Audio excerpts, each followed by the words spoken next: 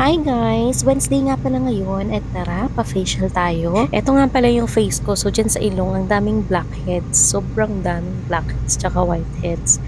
Kaya, kailangan na nating magpatanggal. Tapos, ito naman yung after. O, diba? May konti lang na pinagbago. Libre naman si Jafir ngayong hapon, kaya hinatid niya na ako. Mga 10 minutes drive lang naman to sa amin. At saka sa Abu Dhabi nga pala to.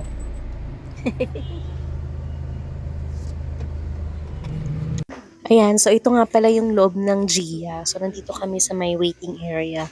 Maganda naman siya, kaso lang hindi ako record ng video ng madami kasi nahiya ako kasi may mga lokal din silang mga customer. Alam niyo naman, bawal mahagip sa camera. Tapos ito yung mga price list nila. So ang in-avail ko dyan is yung Hydra Facial na advance.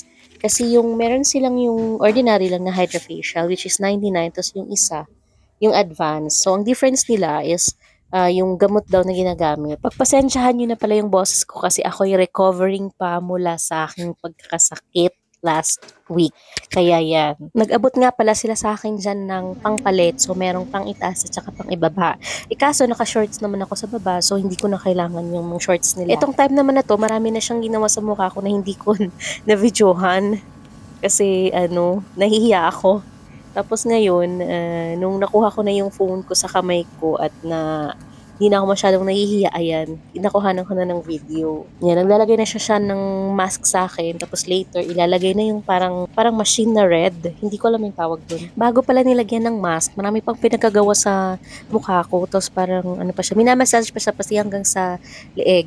Tapos yung nandyan sa likod ko na brown na parang unan is mainit yan.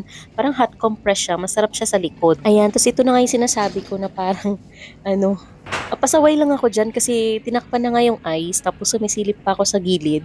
Kaya pala, pagkatapos ng facial ko is parang ang pula-pula ng mata ko tapos parang masakit siya kasi pasaway ako eh. Hindi ko na rin masyadong i-videohan yung iba kagaya ng mga pagtanggal ng mga blackheads, whiteheads kasi napaiyak ako. Sobrang sakit. Ang dami-dami ko kasing blackheads lalo na sa ilong. Parang dinudurog nila yung ilong ko. Sobrang sakit. Tapos ayan na, tapos na. Feeling fresh na. Ayan, mamula-mula pa siya dati dun sa may kaliwang side ng cheeks ko kasi parang medyo nadinan yata dun banda. Yung parang may panghigop kasi silang ginawa. Tapos, itong part naman na to is kinakausap ko yung nag-assist sa akin na sobrang bait, si Rose.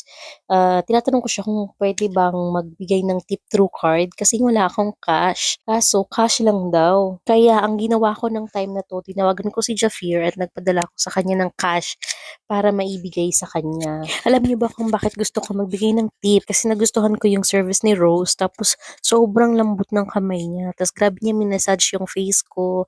Tsaka, grabe niya minessage yung neck ko. Tapos, napansin niya pa yung kilikili ko, di ba? Sabi niya, meron daw siyang pamputi ng kilikili. Kaso, wala naman na tayong budget dun, girl. Tapos, ayan na. Yan na ang kalabasan ng aking facial. Nakaka-fresh. Hanggang sa susunod na lang ulit na video. Salamat!